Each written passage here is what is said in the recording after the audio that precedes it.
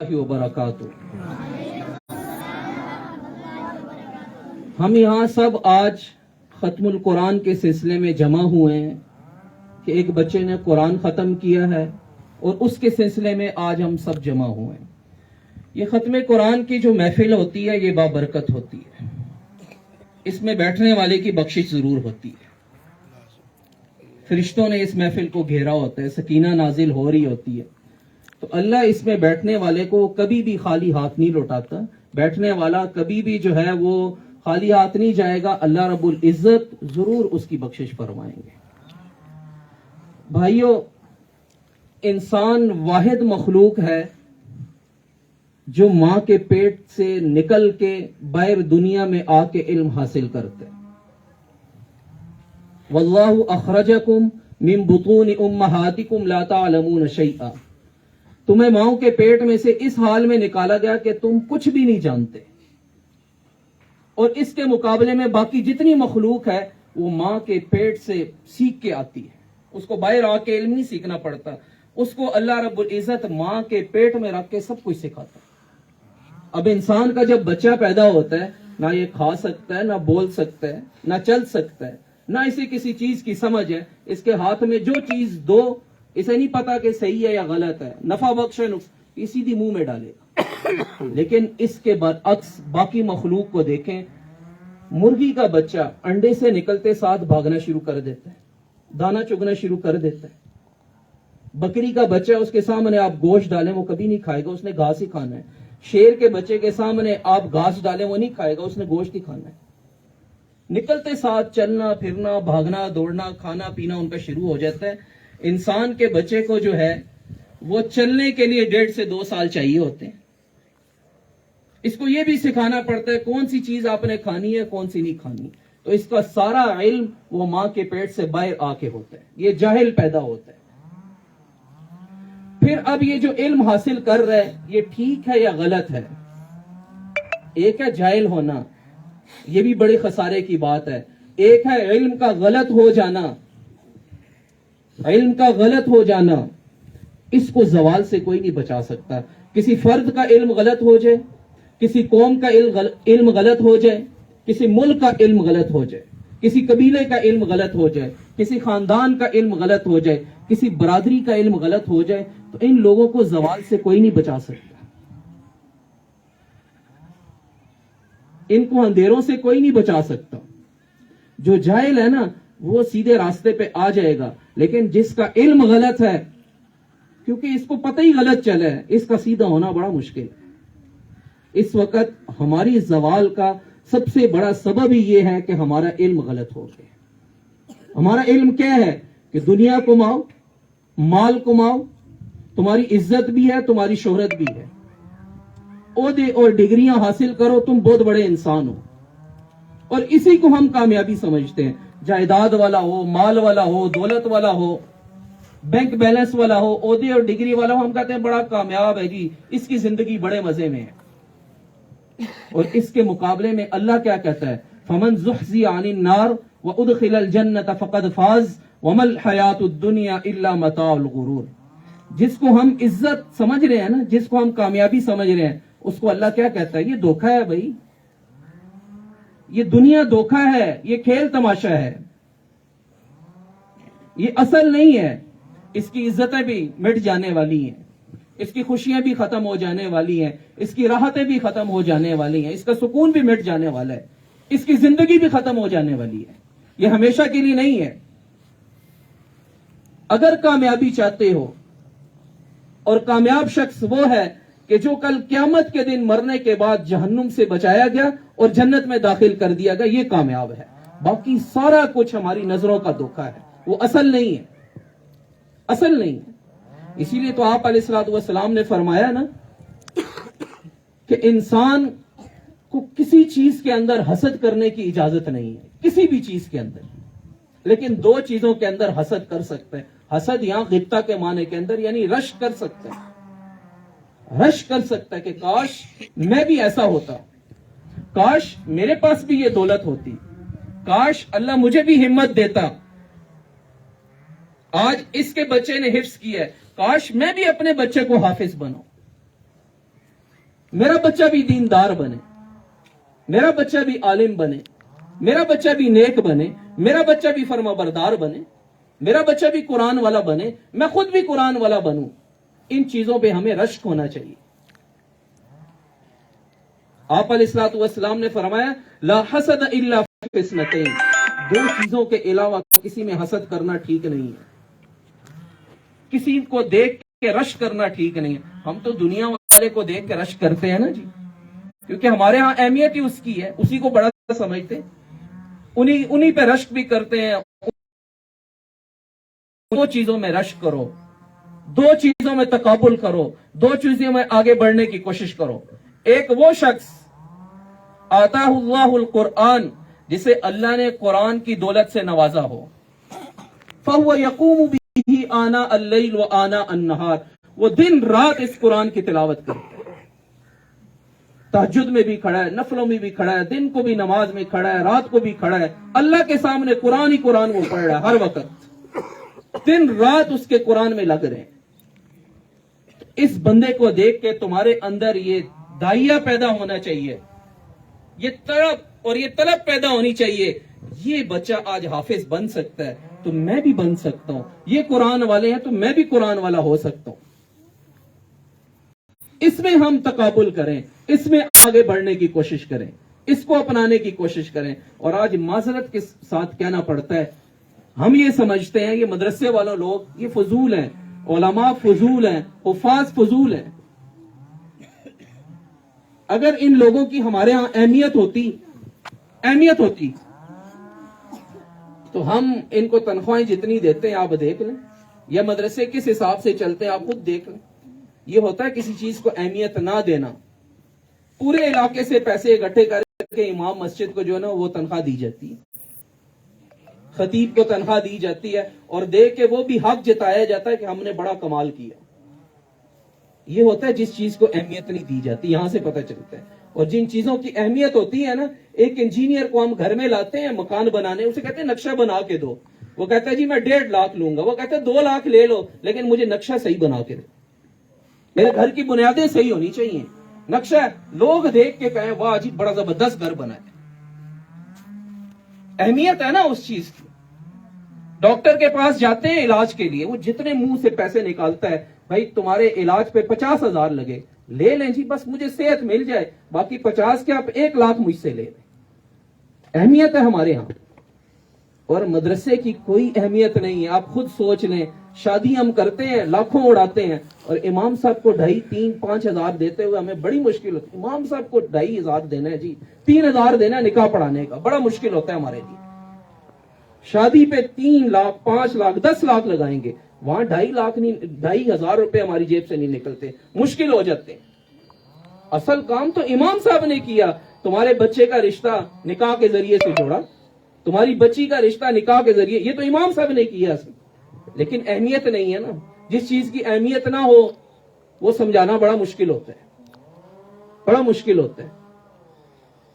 अगर इतनी अहमियत हो कि ये वो लोग हैं जिनके दिलों में कुरान है, ये वो लोग हैं जो दीन सीखे हुए हैं, ये वो लोग हैं जिन्होंने अंबिया की विरासत को समेटा हुआ है, ये वो लोग हैं जब चलते हैं तो फरिश्ते इनके पांव के नीचे पर बिछाते हैं, ये वो लोग हैं खैरुकुम मन तअल्लमल कुरआन व अल्लमहु, ये वो लोग हैं इस सफ़े हस्ती पे इनसे बेहतरीन शख्स कोई नहीं है, इनसे आला शख्स कोई नहीं है। सबसे बेहतरीन लोग इस दुनिया के अंदर, सबसे बेहतरीन लोग वो कुरान वाले हैं, वो उलमा हैं, वो दीन वाले हैं, वो दीन वाले हैं। इनसे बेहतर कोई नहीं है। आप अलैहिस्सलातु वस्सलाम का ऐलान है, मेरी बात नहीं है, मेरी बात हो तो उठा के दीवार पे मारे, लेकिन आप अलैहिस्सलातु वस्सलाम का ऐलान है कि कुरान वालों से अफजल कोई नहीं है, उलमा से अफजल कोई नहीं है, सबसे बेहतरीन लोग हैं। तो इसलिए भाइयों अगर हसद करना है तो इस चीज में करो कि काश हम भी दीनदार बने, काश ये हाफिज बन रहे, मेरी औलाद भी हाफिज बने, वो भी कुरान वाली बने, वो भी नेक बने, मैं भी दाढ़ी रख लूं, मेरे सर पे भी पगड़ी हो।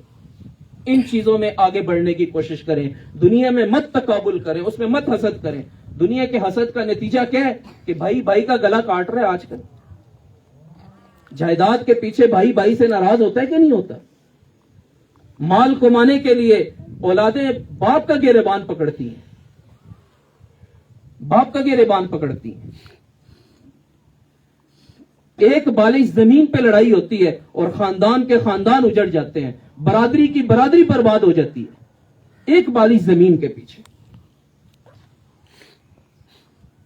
ہم بہت خسارے کے اندر جا رہے ہیں، بہت خسارے کے اندر جا رہے ہیں. ہر گھر کے اندر لڑائی ہے. بھائی بھائی ایک چھاتی کا دودھ پینے والا ایک دوسرے کا چہرہ نہیں دیکھتا. ایک آنگن میں کھیلنے والے وہ بات کرنا گوارا نہیں کرتے.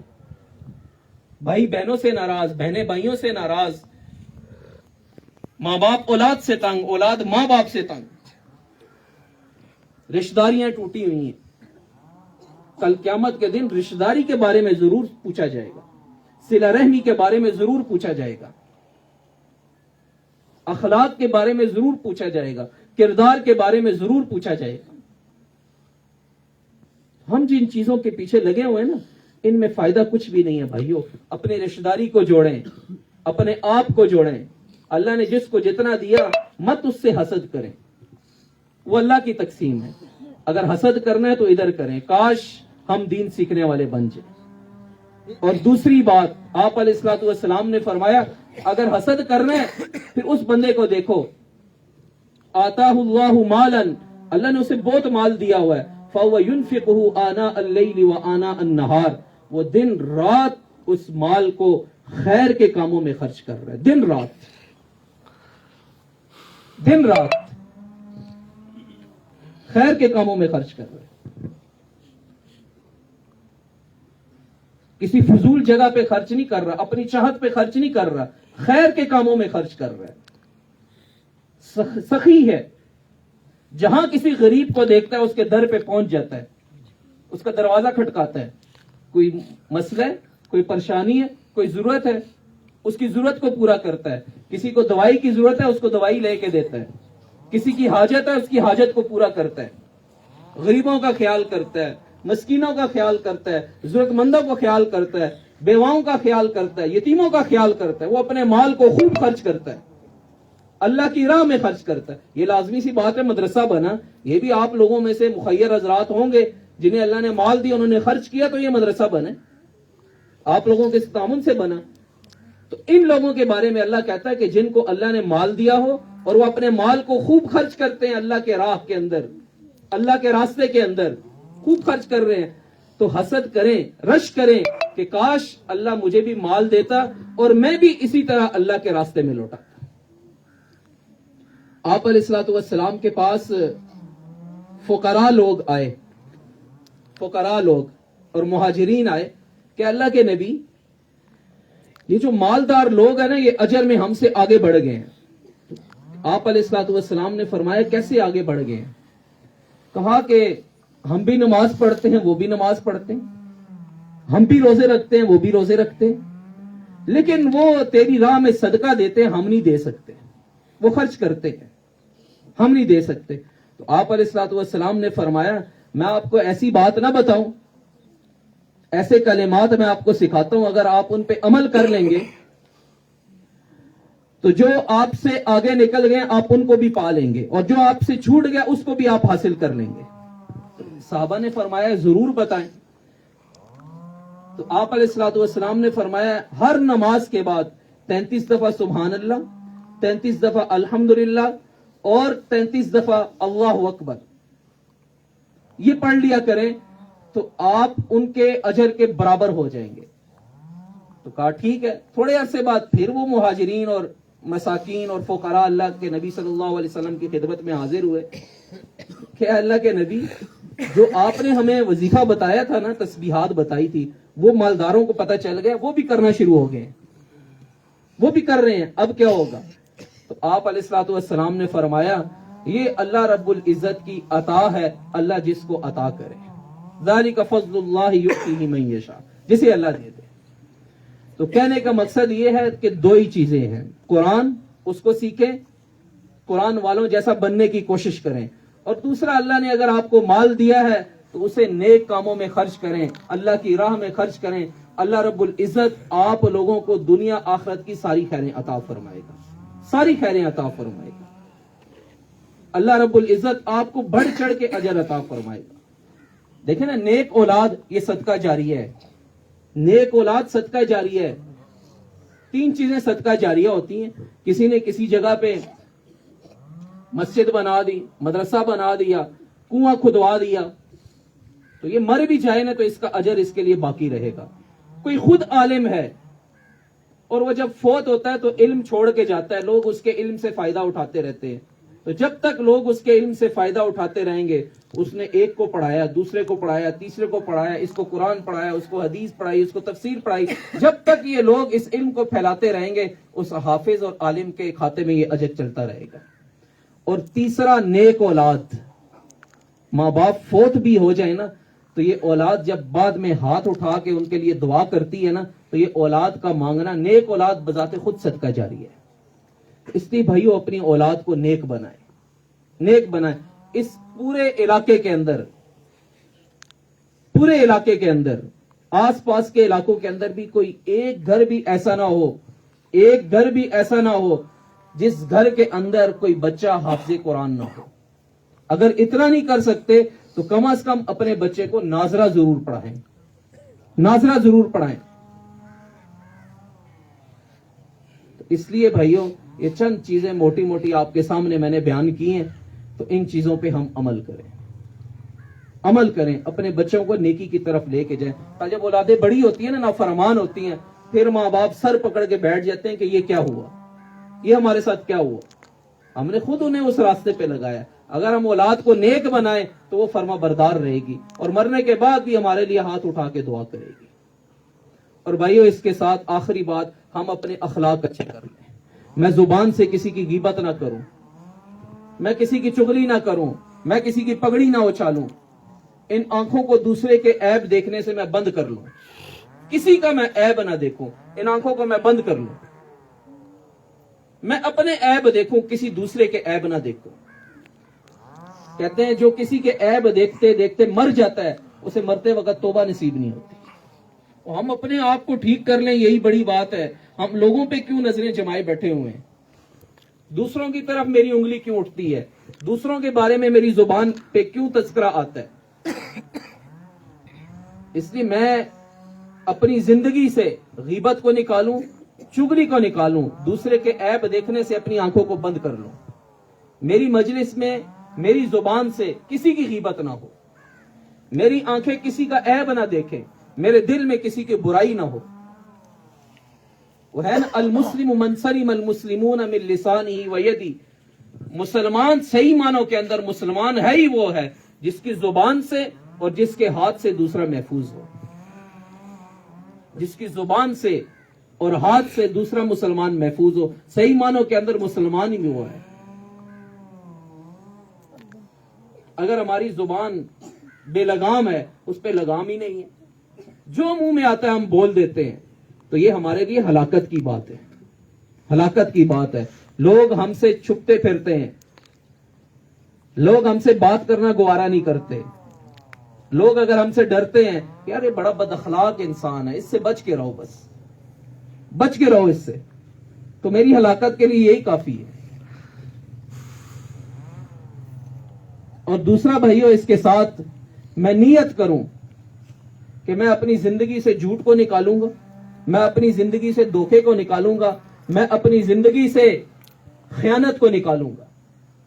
نہ میں جھوٹ بولوں گا, نہ میں دھوکہ دوں گا, نہ میں کسی کے ساتھ خیانت کروں گا کبھی بھی اپنی زندگی کے اندر. یہ دیکھیں اللہ کے نبی کی 4 صفات ہیں جو یوں بالکل ہائی لائٹ ہوئی ہیں. ایک صادق اور امین, وہ نبوت سے پہلے بھی اللہ کے نبی صادق اور امین تھے, لوگ آپ کے پاس امانتیں رکھواتے تھے. اور دوسری 2 صفات کہ مغتاب احد ولا ينتقم لنفسه, اللہ کے نبی نے ساری زندگی کسی کی غیبت نہیں کی اور ساری زندگی اپنی ذات کے لیے کسی سے انتقام نہیں لیا, اپنی ذات کے لیے. تو یہ 4 صفات ہم اپنے اندر پیدا کر لیں, ہماری دنیا بھی اچھی ہوگی, ہماری آخرت بھی اچھی ہوگی. ایک صحابی ہے ابو دجانہ, حضرت ابو دجانہ رضی اللہ تعالیٰ عنہ. وہ جب اس دنیا سے جانے لگے نا وہ کہنے لگے لوگوں میری بخشش کا جو سب سے بڑا عمل ہے نا کہ مجھے یقین ہے اس پہ کہ اس عمل کی وجہ سے اللہ مجھے ضرور جنت میں داخل کرے گا. حالانکہ صحابہ تو سارے کے سارے بخشے بخشائے ہیں, اللہ ان سے راضی ہے, اللہ سے راضی. اور یہ وہ صحابی ہیں جو جنگ احد کے اندر, جنگ بدر کے اندر اور جنگ خندق کے اندر ہر حال کے اندر اللہ کے نبی کے ساتھ, یہ وہ صحابی ہیں. تو لوگوں نے سمجھا یہ ابھی کہیں گے بدر میرا سب سے بڑا عمل ہے, یہ کہیں گے احد میرا سب سے بڑا عمل ہے. لیکن ابو دجانہ رضی اللہ تعالی نے فرمایا لوگوں دو عمل ہیں, ایک میں نے ساری زندگی اس زبان سے کسی کی غیبت نہیں کی, کسی کو تکلیف نہیں دی, اور دوسرا میرا دل ساری انسانیت کے لیے صاف ہے, اس دل میں کسی کی نفرت نہیں ہے. یہ دو کام ہم بھی کر لیں, سب کے ساتھ ہمدردی والا معاملہ ہو, سب کے ساتھ عزت والا معاملہ ہو, سب کے ساتھ خیرخواہی والا معاملہ ہو, ہم کسی سے ناراض نہ ہو, ہم کسی سے لڑے ہوئے نہ ہو, ہمارا کسی سے جھگڑا نہ ہو, ہم کسی کو تکلیف نہ دے. بھائی یہ چند موٹی موٹی باتیں ہیں, ان کو ہم اپنی زندگی میں شامل کر لیں تو ہماری دنیا بھی اچھی بنے گی اور ہماری آخرت بھی اچھی بنے گی. جو کچھ کہا سنا اللہ رب